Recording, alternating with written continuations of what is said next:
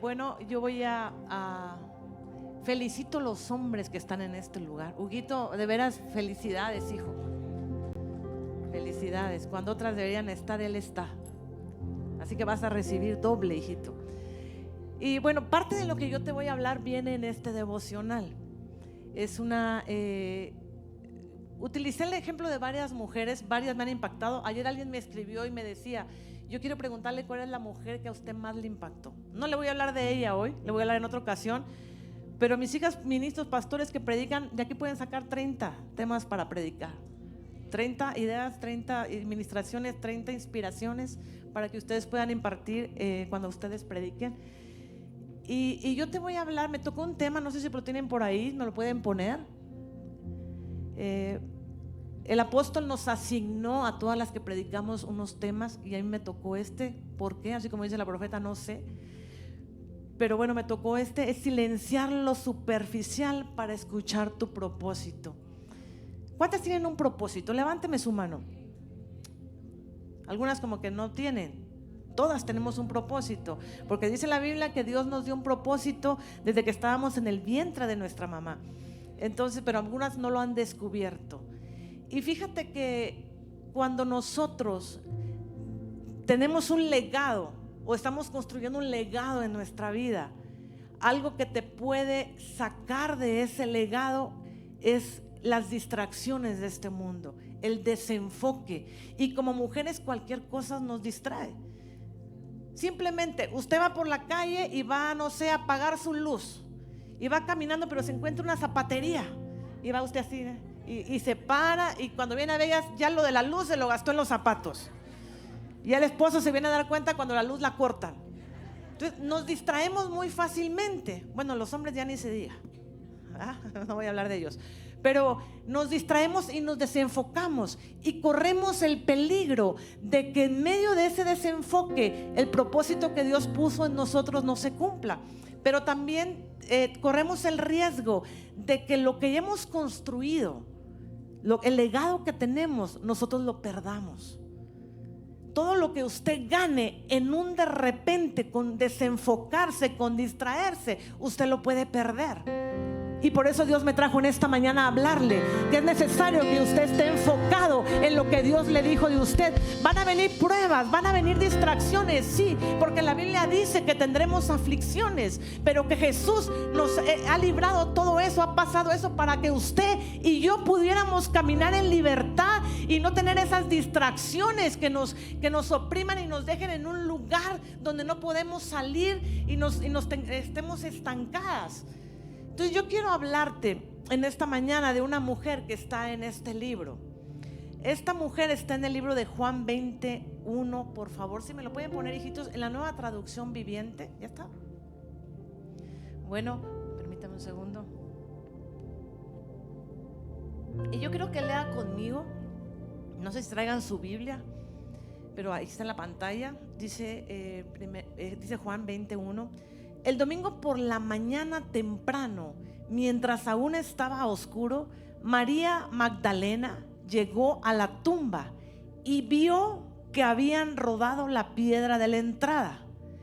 Corrió y se encontró con Simón, Pedro y el otro discípulo. Yo quiero explicarte aquí algo. Esta mujer llegó a la tumba donde tenían a Jesús, vio y salió corriendo. Y cuando salió corriendo, se encontró a estos dos discípulos en el camino, a quien Jesús amaba, y les dijo: sacaron de la tumba el cuerpo del Señor y no sabemos dónde lo pusieron. Escúcheme bien, ella dice ahí desesperadamente, desconsoladamente, dice: no sabemos dónde lo pusieron. Claro que ella sí sabía dónde lo habían puesto. Claro que ella sí sabía dónde estaba Jesús, pero lo que ella estaba viendo no le permitía ver dónde estaba Jesús, porque a ella ya se le había revelado antes, porque Jesús había estado con ella platicando, había estado con los discípulos y Jesús les había dicho dónde iba a estar. ¿Cómo es posible que ella decía: no sé dónde lo pusieron? Dice más adelante en el 23, hijo, por favor. Pedro y el otro discípulo se dirigieron a la tumba.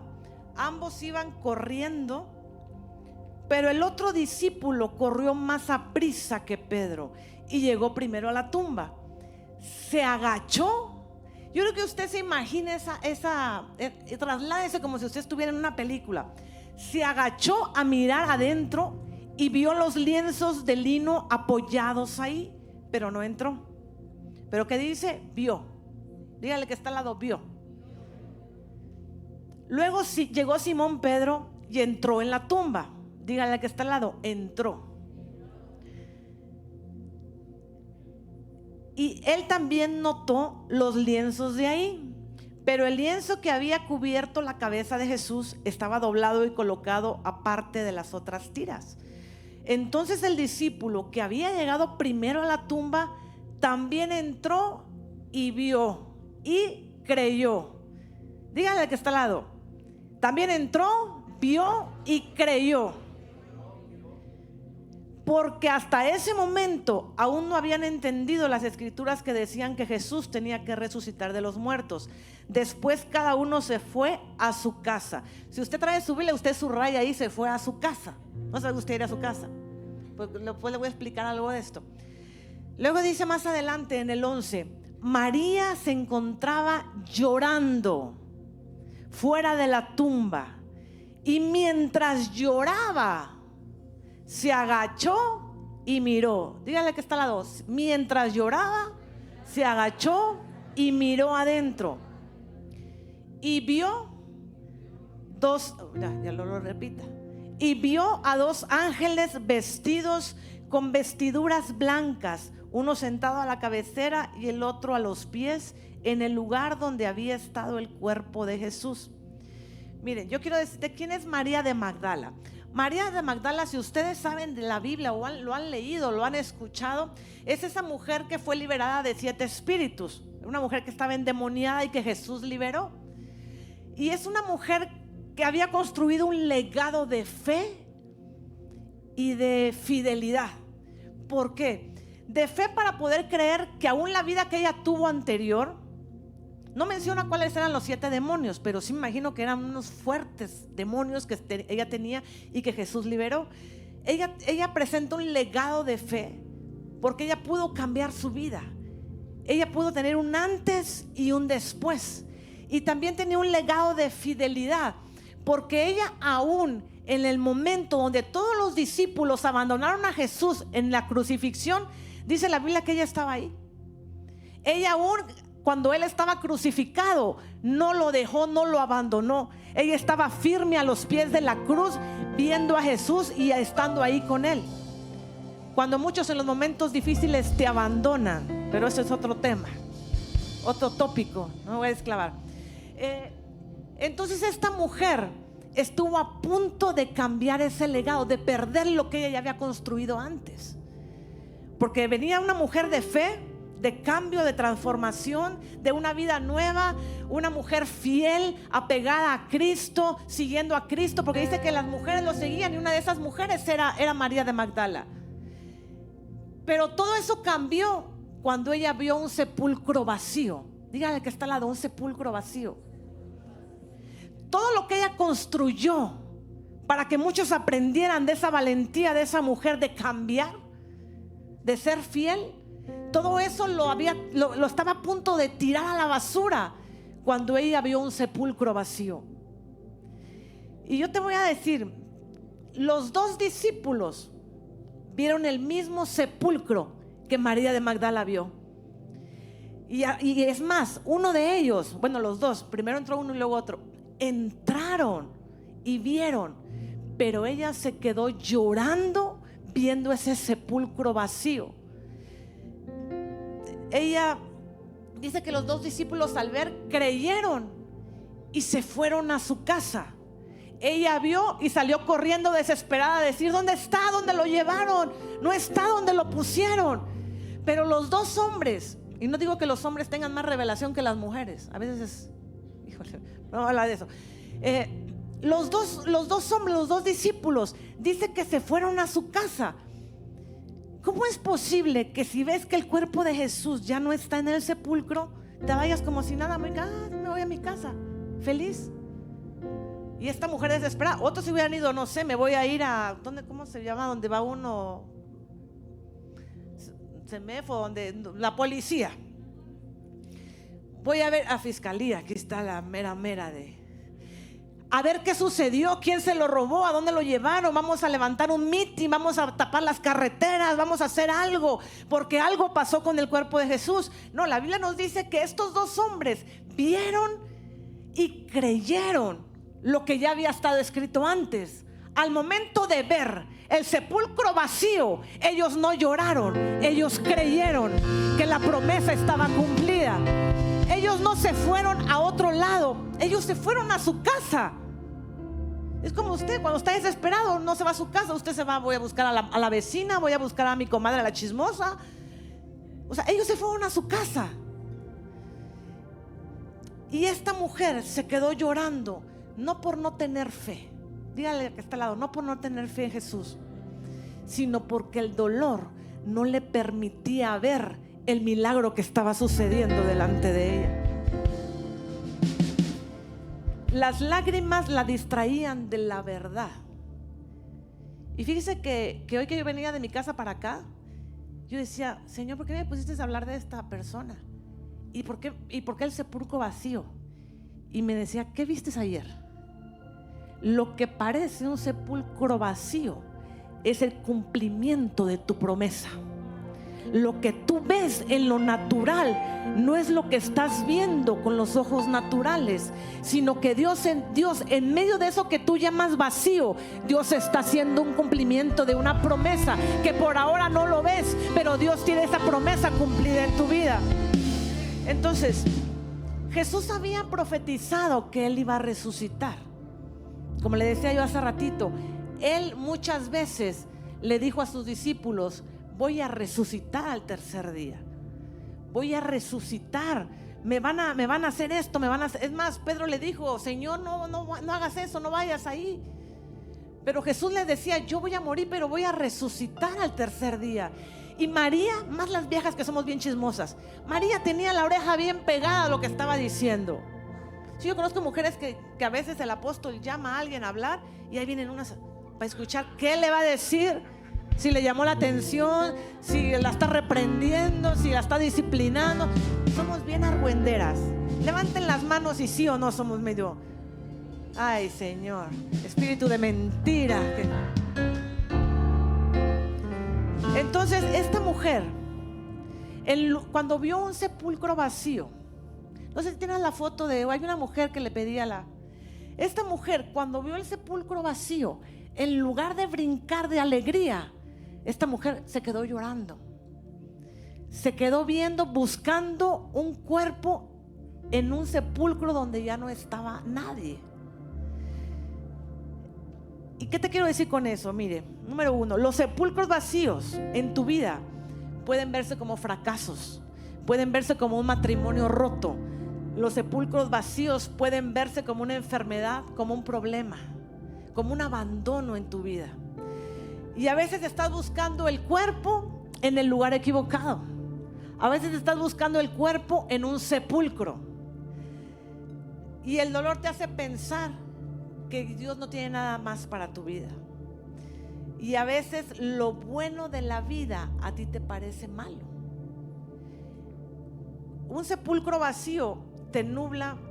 Un sepulcro vacío te nubla de tu milagro. Usted puede ver algo y Dios ya hizo un milagro ahí, pero como usted tiene dolor, como hay sufrimiento en usted, como hay tristeza, amargura, usted no puede ver el milagro que Dios está desatando. Yo te voy a dar un testimonio más adelante sobre esto en mi vida. Y el dolor, déjame decirle, el dolor no es el problema, porque la Biblia dice que vamos a tener problemas y que nos va a doler, sí nos va a doler, pero el problema es que usted se quede estancado en ese lugar de dolor y que ese dolor se convierta en el lente por el cual usted ve la vida. Que usted diga: híjole, de esta ya no salgo. El doctor dijo que me iba a ir de la patada y que me iba yo a morir, y no ve usted más allá. Usted ve que tiene problemas en su matrimonio y no ve más allá. Y hay mujeres que vienen y dicen: es que el novio me abandonó. Y usted no ve que es un milagro que Dios está haciendo, que ese holgazán la dejara. Si usted se siente abandonada, dejada, sola, triste, despreciada, pero usted no ve que hay un milagro ahí. Dios la libró de un hombre quizá mujeriego, un adúltero, un borracho, un bueno para nada. Y usted sigue llorando al sepulcro, sigue viendo el sepulcro vacío. Entonces, a usted el llorar no la hace débil. Dígale que está al lado: llorar no me hace débil. El sentir a usted no la saca del propósito, pero sí la saca del propósito el quedarse detenida en un dolor en su vida, el quedarse presa en un lugar donde Dios no la quiere tener. Eso sí la estanca y eso sí la puede sacar de su propósito. Eso sí puede hacer que usted no deje un legado bueno en su vida, porque hay alguien que a usted la está siguiendo. Hay hijos que usted tiene que están viendo cuando hay un sepulcro en su vida vacío. Hay hijos que ven: ¿qué hace mi mamá cuando tiene este problema? Mi mamá se encierra a llorar deprimida y empieza y dice: ya no quiero nada de Dios. O ven una mamá que dice: yo salgo adelante, porque aunque las cosas se pongan difíciles y no sean fáciles, pero mi Dios pues suplirá todo aquello que me hace falta. Usted tiene que dejar un legado de fe en sus hijos. No en medio del dolor. Usted va a dejar un legado de maldición, donde ellos aprendan que el llorar y encerrarse es la salida para salir a los problemas de la vida.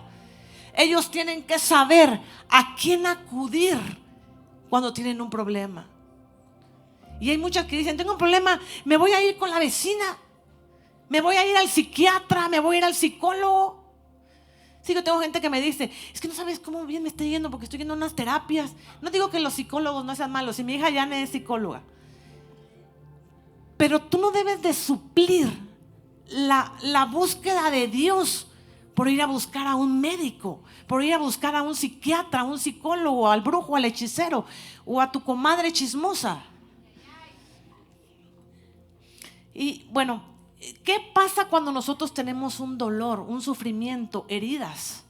Número uno, nos hace interpretar mal la realidad.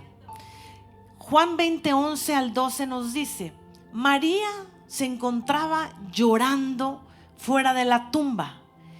Y escúcheme, dice ahí: y mientras lloraba, se agachó y miró adentro, y vio a 2 ángeles vestidos con vestiduras blancas, uno sentado a la cabecera y el otro a los pies, en el lugar donde había estado el cuerpo de Jesús.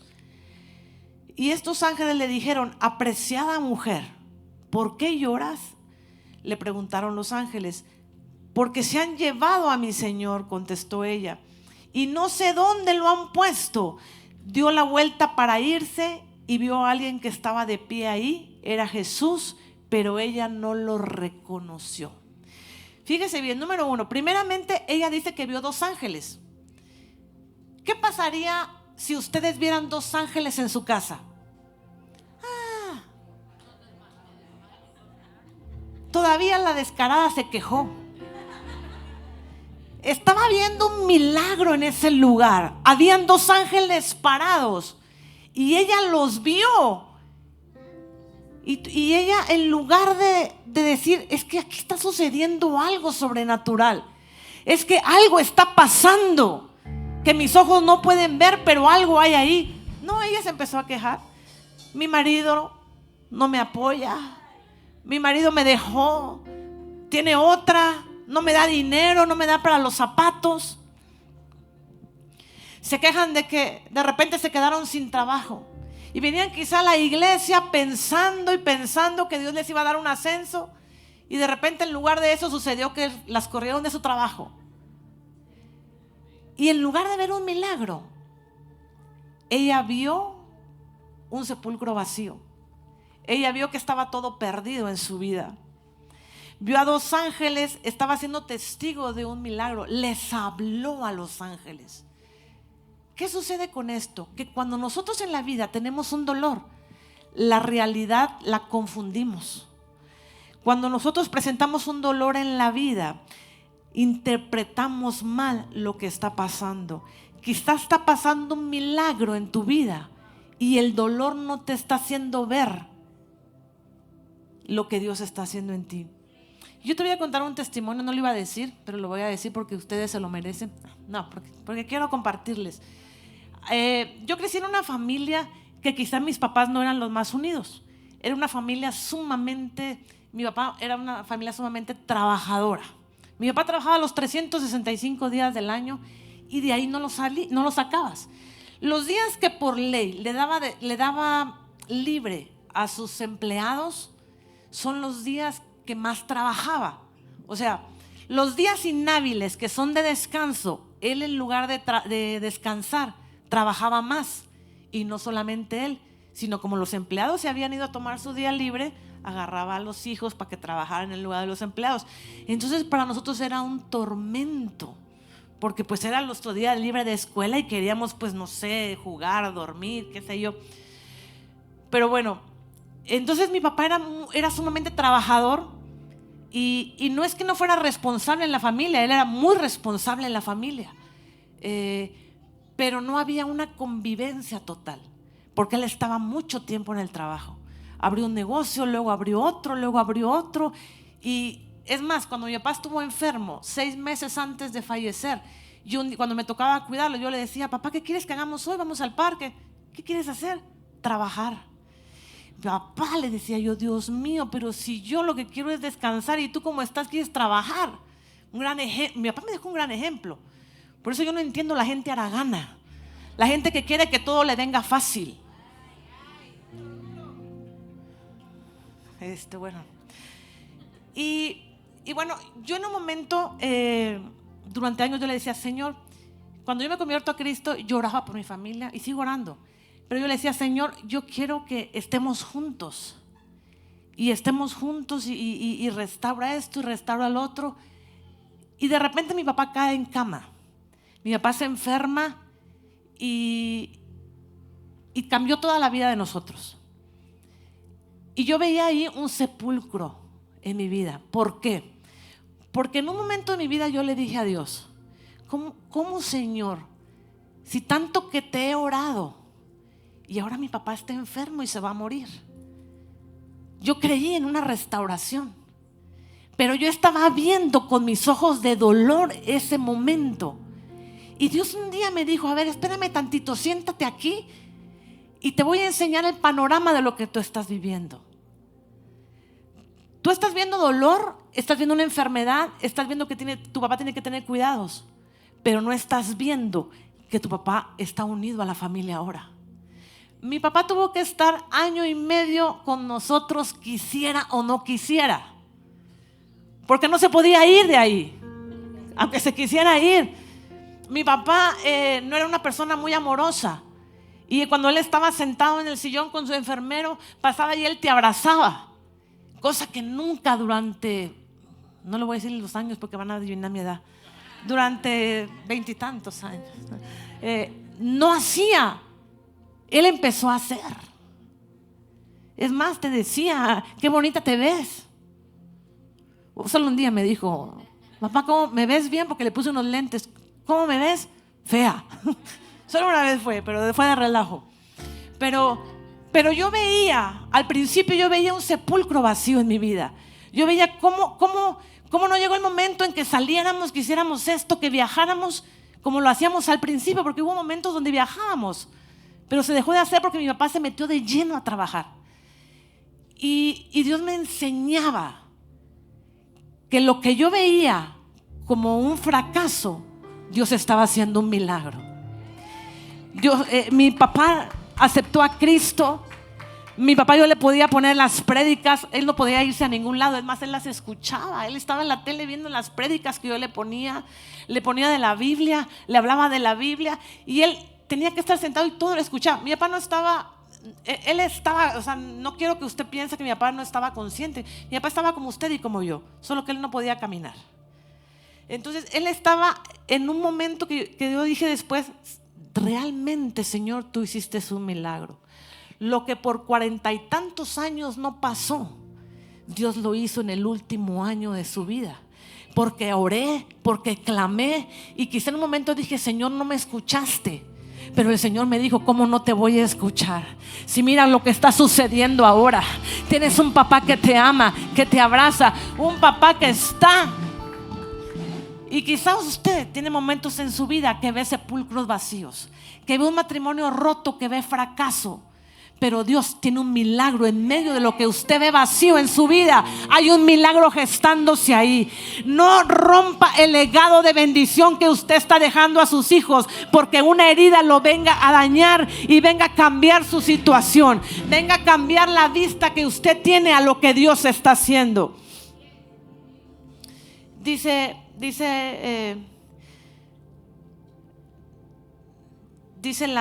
esta mujer, María de Magdala, dice que le dice a los ángeles: no sé a dónde lo han llevado.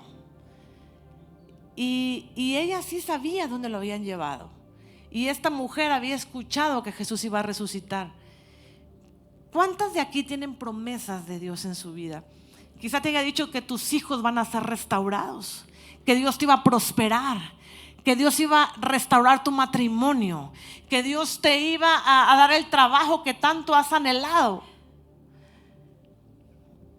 Pero en el momento de la crisis, en el momento del dolor, tú piensas que Dios te dejó, tú piensas que Dios te abandonó.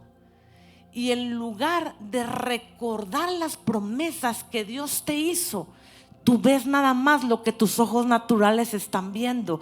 Tú sientes nada más lo que estás sintiendo en medio de una herida. Pero cuando tú recuerdas que Dios te prometió que tus hijos iban a servir al Señor, cuando tú recuerdas que Dios te prometió que tu matrimonio iba a ser restaurado, cuando tú traes a la memoria: yo y mi casa serviremos a Jehová, aunque tus hijos los veas medio perdidos, pero hay una promesa que Dios puso en tu vida. Hay una promesa que dice: si crees en el Señor Jesucristo, serás salvo tú y toda tu casa. Entonces uno cree, no por lo que ve. Yo pudiera pensar en ese momento: ya no hay salvación para mi familia, porque mi papá ya no va a poder hacer lo que hacía antes. Pero cuando tú te acuerdas que tu casa será salva, porque estás creyendo en un Dios sobrenatural, en un Dios de amor, en un Dios que restaura, que su brazo no se ha cortado para salvación, que su oído no se ha agravado, entonces tú reconoces y dices: mi Dios pues hará aquello que ahora yo no veo, pero que tengo la promesa que Dios lo va a hacer. Esta mujer veía lo vacío, se olvidó lo que tanto. Ella era fiel a Cristo, ella tenía fe en Cristo, y no es que en ese momento se haya olvidado de Cristo, pero no recordó la promesa en su momento de dolor, en su momento de crisis, cuando vio un sepulcro vacío, cuando vio que el cuerpo de Jesús ya no estaba en ese lugar. Ella olvidó la promesa que Dios tenía para ella: voy a resucitar, voy a traer una vida nueva. Ella pensó: bueno, fue un momento de emoción, ya no va a pasar lo que tanto creí en mi vida. Pero Jesús estaba haciendo un milagro. Ella estaba siendo testiga del mayor milagro de Cristo. Es más, fue la primera mujer que la Biblia habla que vio a Jesús resucitado. Tenía tremendo milagro delante de ella y ella no se había dado cuenta. Y mira lo que dice más adelante. Dice: dio la vuelta para irse y vio a alguien que estaba de pie ahí, y era Jesús, pero ella no lo reconoció. ¿Cuánto tiempo pasó con Jesús? Habló con Jesús, lloró quizá con Jesús, tantas cosas, y dice que ella no lo reconoció porque estaba llorando, porque estaba dolida, porque tenía tristeza en su corazón. Dice que Jesús le dice: apreciada mujer, ¿por qué lloras?, le preguntó Jesús. ¿A quién buscas? Ella pensó que era el jardinero. Hágame usted el favor. Lo conocía muy bien y lo confundió con el jardinero. Hasta un insulto parece. Y le dijo: Señor, si usted se lo ha llevado, dígame dónde lo puso y yo iré a buscarlo. Cuando el dolor en nuestra vida es intenso, usted en lugar de presencia ve ausencia. Porque en medio del dolor te olvidas que tú cargas a un Dios sobrenatural. Cuando pasas por las situaciones difíciles, te olvidas qué Dios tienes, a qué Dios sirves. Y por eso Dios hoy en la mañana me recordó, aunque tú veas el sepulcro vacío, recuérdate a qué Dios tú sirves, a qué Dios tú predicas, a qué Dios tú amas. Recuérdate. No es posible que en el momento de la crisis tú no reconozcas a Cristo en tu vida, tú no sepas que Dios te rescató, no sepas el tipo de Dios que te dio una nueva vida. Y que por un momento de dolor, de tristeza, de amargura, quizá lágrimas en tus ojos no te dejan ver más allá. Tú pienses que Jesús, bueno, a lo mejor Jesús no quiere. A lo mejor Jesús se olvidó de mí. O algunas dicen, bueno, pues a lo mejor Jesús no existe. Hay gente que así dice. Vuelven a su vida pasada y dicen, fue un momento de emoción. ¿Cuánta gente usted que estuvo en la casa, en la iglesia, usted se las encuentra allá afuera con su vida como era antes? ¿Qué sucedió con ellas? Que en algún momento de su vida entraron en una crisis y se olvidaron a qué tipo de Dios tenían. Que una crisis la sacó de su propósito. Y el legado que están dejando no es un legado bueno, sino que un legado de no sé cómo se puede decir, pero esa gente que tira la toalla. Sí, ese es el concepto, pero hay una palabra. ¿Qué legado dejas? ¿Un legado de fe? ¿O un legado donde te rindes cuando todo está difícil? Recuerda, tus hijos te están viendo. Y ellos van a presentar, aunque tú no lo quieras, momentos difíciles en la vida. Y no quisiéramos eso. Yo con mis hijos soy de las personas que me gusta solucionarles todo. Y no está bien. Y Dios me dijo una vez, tienes que dejarlos que ellos sufran un poquito.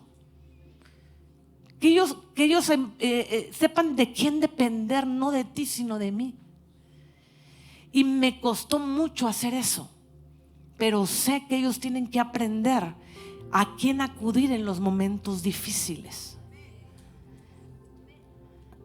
Ahora que mi hijo, el mayor, pasó un momento difícil porque él quería entrar a una universidad y al principio no se le dio.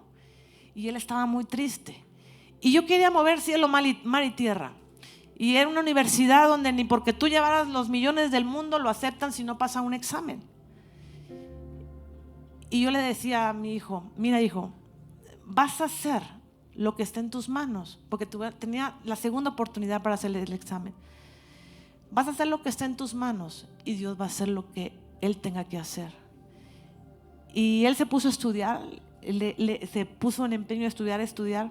Y hubo un momento que le dije, mira hijo, le dije, si Dios quiere lo mejor para nosotros. Y yo no sé, sí sé que ese lugar es muy bueno para ti, pero igual yo no sé que también el enemigo pueda preparar en contra para ti.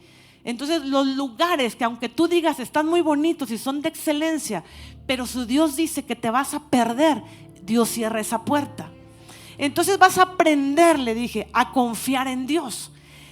Vas a presentar este examen en el nombre de Jesús, pero antes le dije, vas a orar a Dios.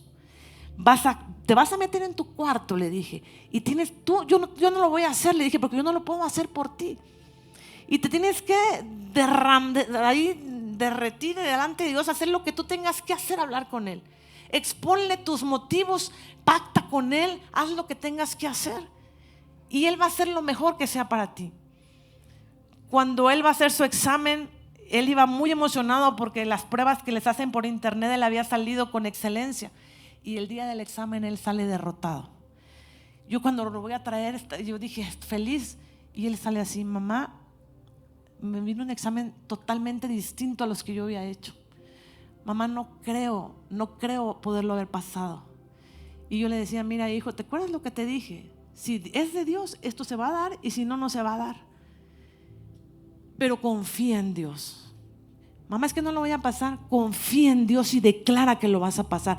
Tú vas a pasar ese examen. Pasaron 11 días. Es que esa escuela es de emoción. Yo luego le voy a decir cuál es, para que piense usted si sí o no va a ir. Es de emoción. De repente un día yo estoy en mi casa y a las 7 de la mañana empiezan a gritar. ¡Ah! Y dije: algo pasó. Y sube desesperado mi hijo. Me dice: mamá, mira, fui aceptado cuando yo pensé que no iba yo a pasar. Cuando él pensaba que las cosas no se podían, Dios dijo: sí se va a poder.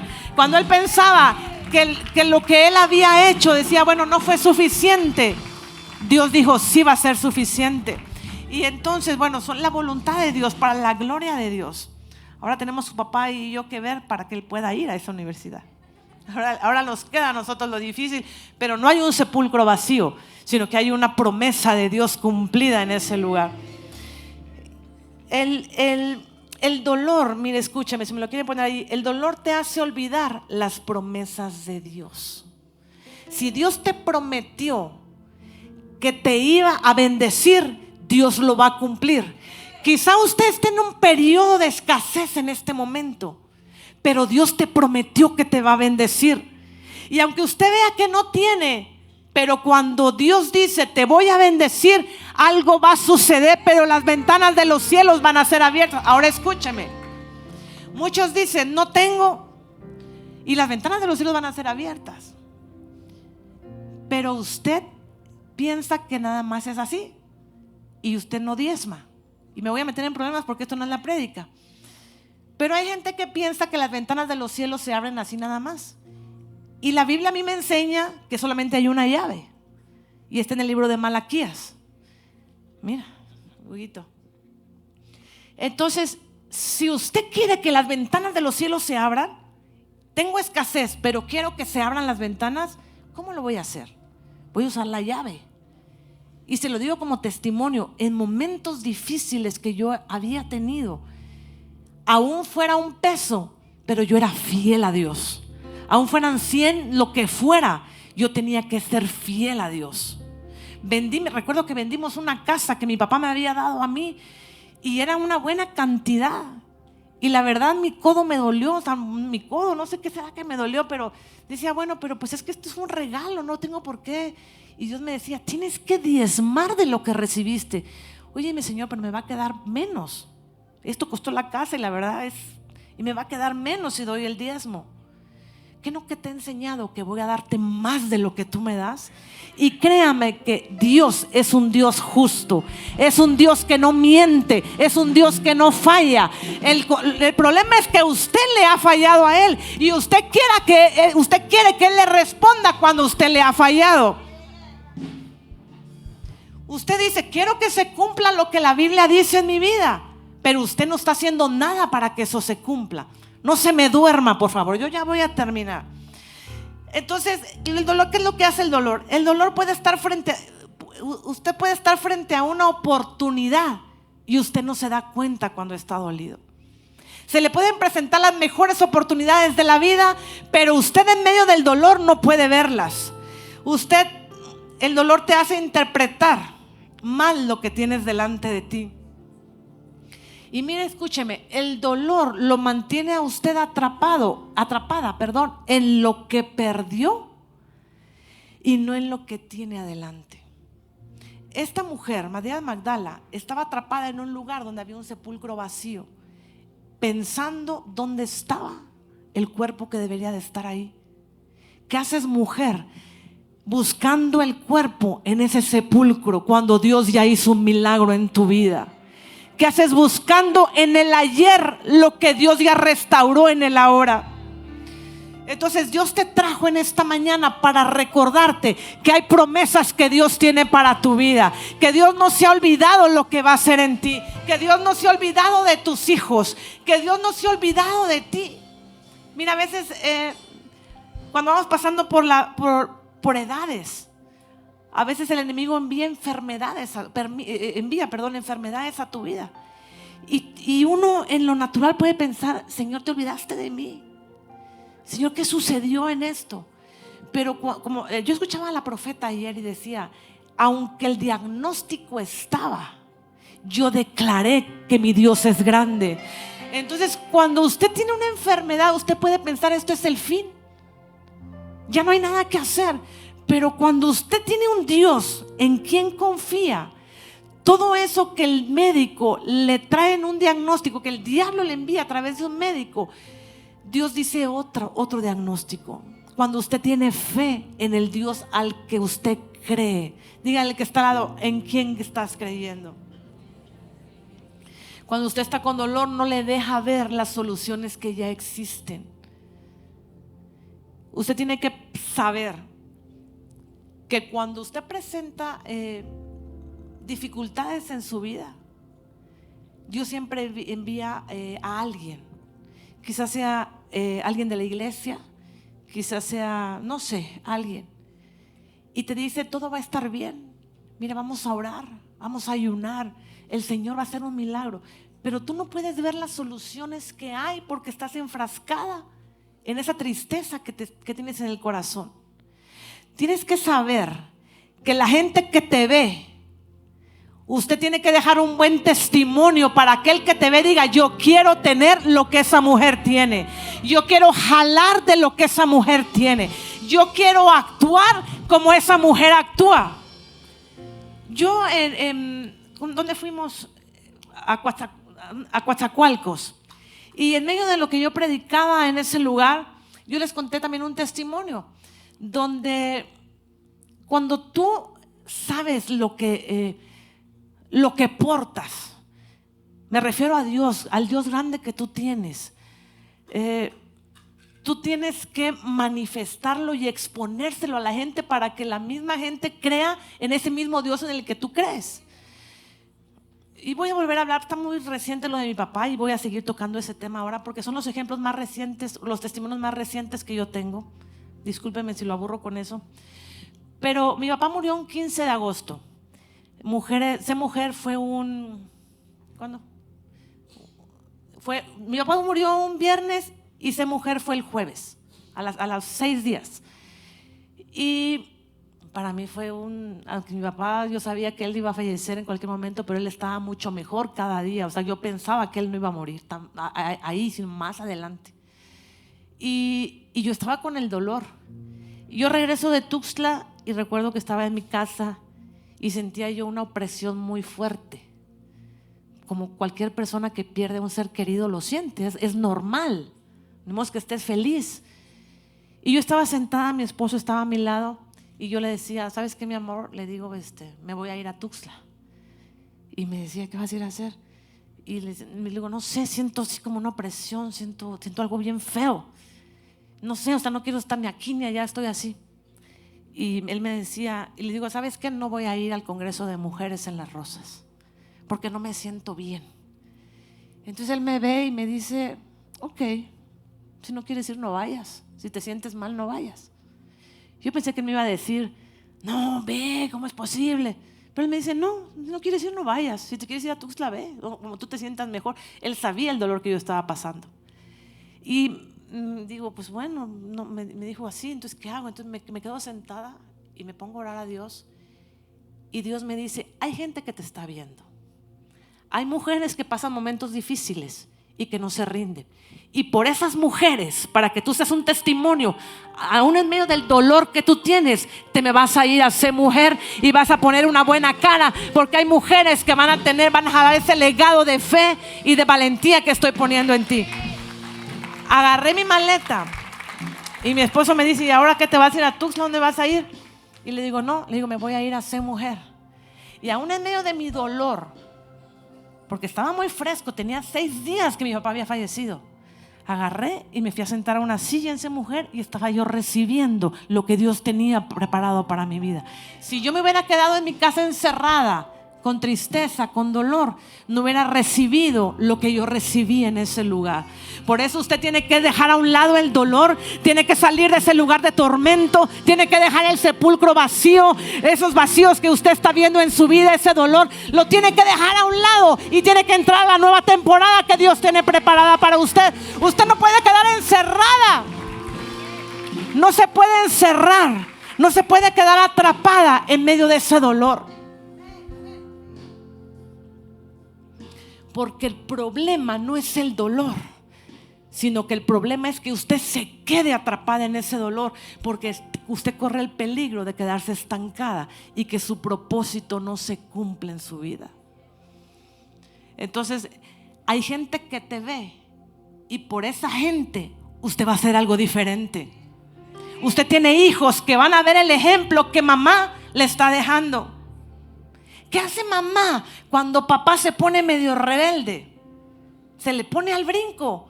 ¿Qué mujer sabia hay en esa casa? ¿Qué legado dejas en tus hijas, en tus hijos? ¿A quién acudes cuando son momentos difíciles? Ellos ven a quién vas.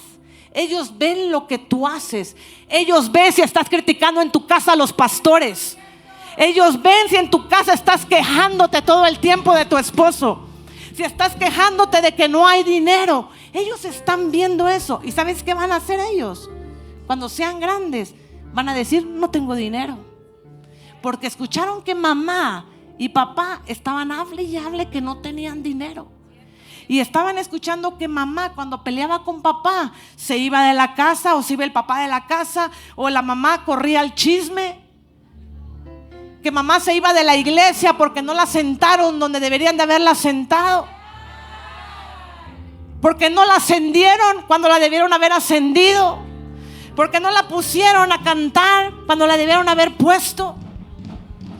Sus hijos ven lo que usted, mamá, hace. Y aquí está mi hijo Samuel, y cuando él se me quiere desclochar, me lo alineo. Sí, porque a veces yo lo voy a decir: hijo, no te vayas a enojar. A veces me cuesta hasta despertarlo en la mañana. Y otra mamá dice: ay, pobrecito mi angelito, que se quede dormido. Te me levantas ya, porque nos vamos a servir a la iglesia y vas a estar en la batería, y si llegas tarde no te van a dejar tocar en la batería. Otras mujeres: ¿cómo es posible que no lo dejen tocar en la batería? Mi hijo tanto que quería, pero vino tarde, pero no tiene el uniforme. Es otra historia. Entonces, yo con esto voy a terminar. Mire, Dios no llama a las personas perfectas. Dice Juan 20:17, no, que Jesús le dice a María de Magdala: no te aferres a mí, le dijo Jesús, porque todavía no he subido al Padre, pero ve a buscar a mis hermanos y diles: voy a subir a mi Padre y al Padre de ustedes. Mire qué bonita. Yo hoy en la mañana que venía para acá le dije a mi esposo: mira qué bonito esto que Jesús le dijo a María y que nos dice a todos nosotros: voy a subir a mi Padre y al Padre de ustedes. Eso es identidad. A mi Dios y al Dios de ustedes. Eso, bueno, pero me adelanté un poquito. Voy a regresarme un poquito. Vete a Juan 20:16, por favor, hija. Antes de eso, María le dijo, María no reconoce a Jesús. Regrésenme un poquito, me adelanté a la película. María no reconoce a Jesús y lo confunde con un jardinero. Entonces dice que Jesús le dice: María. Ella giró hacia él y exclamó: Raboní, que en hebreo significa maestro. ¿Qué te quiero decir con esto? Mire, el propósito no se revela en medio del dolor, sino en la identidad. Jesús, María, mira, el dolor te hace perder tu identidad, te hace no saber o no recordar quién eres en Dios. María estaba presa del dolor. Y fue hasta que Jesús dijo: es que tú eres un jardinero, ¿dónde te llevaste a Jesús? Y le dice: María, ¿qué no sabes quién soy yo? ¿Que no sabes que en medio de un sepulcro vacío yo puedo crear algo? En medio de un vacío yo puedo hacer algo. Entonces, ¿qué necesitó María? María necesitó recordar su identidad, recordar quién era. Entonces, déjame decirte, el dolor hace que usted olvide quién es. Dígale a la que está al lado: ¿quién eres? Porque cuando tú tienes identidad, usted sabe qué cosas puede hacer en Cristo. Cuando usted sabe quién es en Dios, aunque la crisis venga, usted se mantiene firme. La diferencia entre las mujeres que tuvieron éxito en la Biblia fue que permanecieron firmes, creyeron y actuaron en medio de situaciones difíciles. No es que todo estaba fácil. Si usted lee el libro, todas presentaron situaciones difíciles. Y en este libro solamente menciono a 3 que la situación, en lugar de hacerla para bien, la convirtieron para mal. ¿Qué tipo de esas mujeres eres? ¿De las 27 que hicieron el bien, o de 3 que no te voy a decir quiénes son para que tú compres el libro? No utilizaron su influencia para que su historia cambiara para bien, porque la influencia también se da o se usa para actuar para mal. Entonces, cuando usted esté en medio del dolor, usted tiene que saber quién es en Cristo. Usted tiene que saber que usted es una mujer empoderada, que usted es una mujer que puede hacer aquellas cosas que Dios le dijo que usted hiciera. No que de repente es que yo ya no sé ni quién soy, es que no va a pasar, es que yo no puedo hacerlo.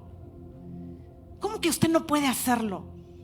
¿Cómo que no puede sacar adelante a tu familia porque el marido te abandonó? Claro que usted puede, porque usted es una hija de Dios. Acuérdese en los momentos difíciles, hija de quién es usted. Sí, porque algunas veces es que usted es una hija, ¿saber de qué? Usted es una hija de Dios. Usted es una hija que tiene propósito. Usted es una hija que tiene identidad.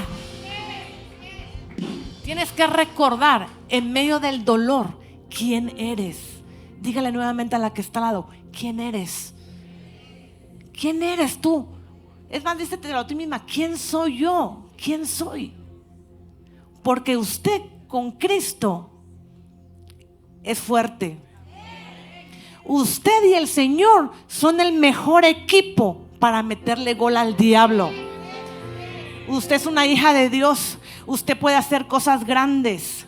Usted puede salir adelante. Usted puede ser prosperada. Es más, dígale: tú eres prosperada. Dígale a la que está al lado: la deuda no va a tocar tu casa. Dígale: la deuda no va a tocar tu casa. La enfermedad no va a acabar con tu cuerpo. La tristeza no va a acabar con tus esperanzas.